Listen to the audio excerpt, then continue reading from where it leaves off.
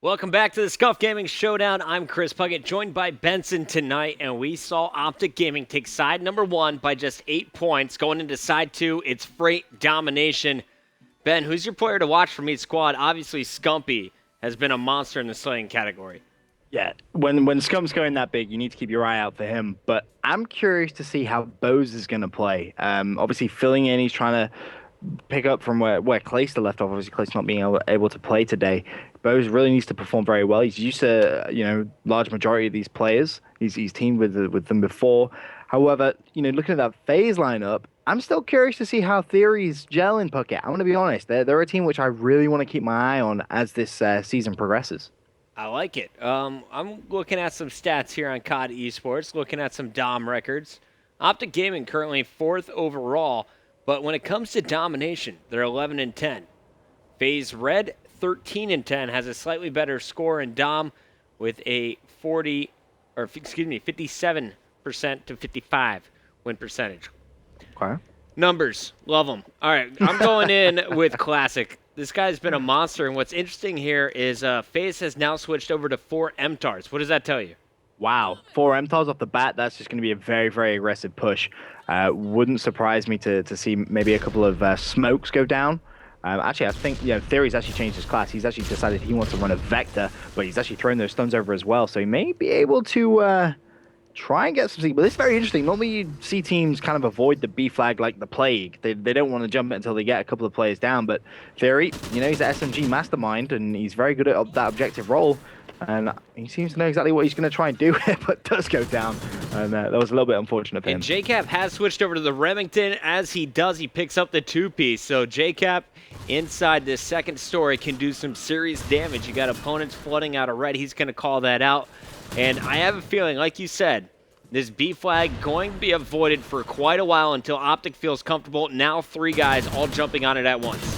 This is where JCap needs to get a couple of kills quickly, but he wasn't able to do it quick enough.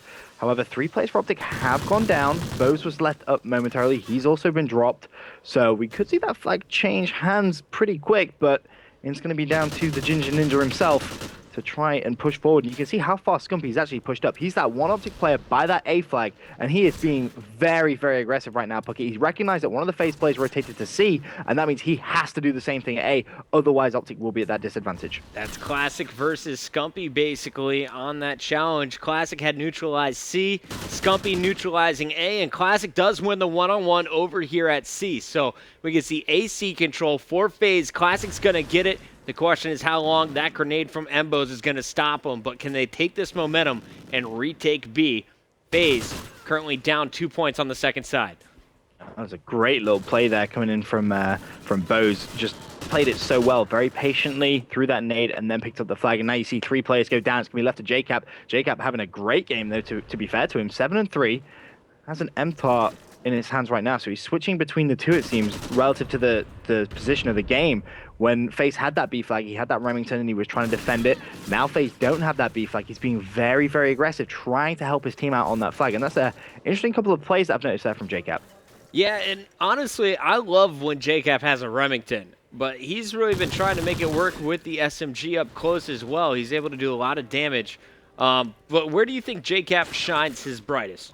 Oh, for me, it's always going to be when he has that assault rifle. He has one of those shots which you'll look at sometimes and you'll be like, wow, he really is on point, isn't he? And you realize why he is considered one of the best players on the game with one of the best shots. I mean, a lot of people say Proof has the best shot, but I know JCap, he likes to give Proof a little bit of banter back and forth, saying how he could definitely compete for that title. And he really does have a very, very accurate shot. But right now, it's Theory doing the slaying on the team. 10-7, and he's jumping on those flags as well, Puckett. So Theory really is a one-man machine at this point.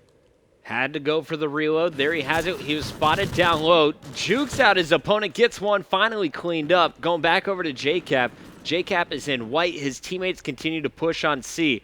And this is exactly what they needed. They needed someone to stay back, watch B, make sure that no one overextends, and put the pressure on OpTic, because down 8 points from the first side and trailing here in the second side with 90 seconds left, they got a lot of room to make up. Nade shot coming from underneath, going to win that battle.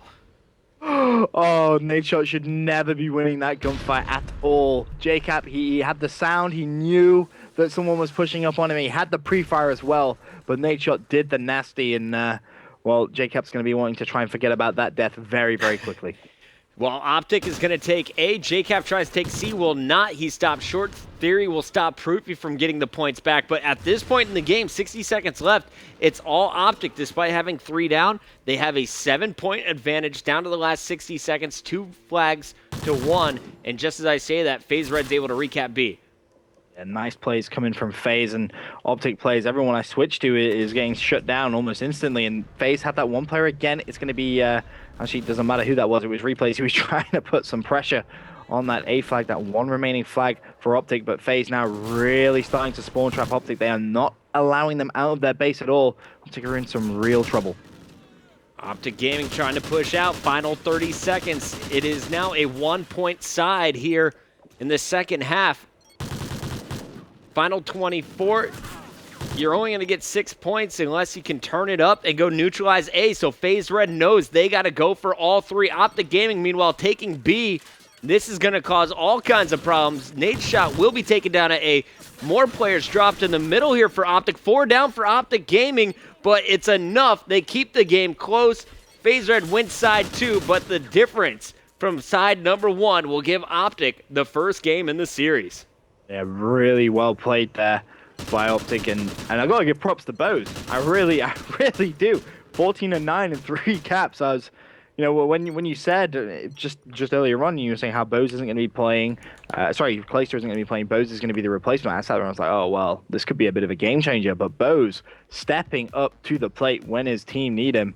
Fantastic stuff from him, and definitely aiding OpTic there when they needed to pick up that first map, because that's going to give them a huge momentum now, Puckett. Like you said, 14-9, so it goes +5. 3 captures, most on the team.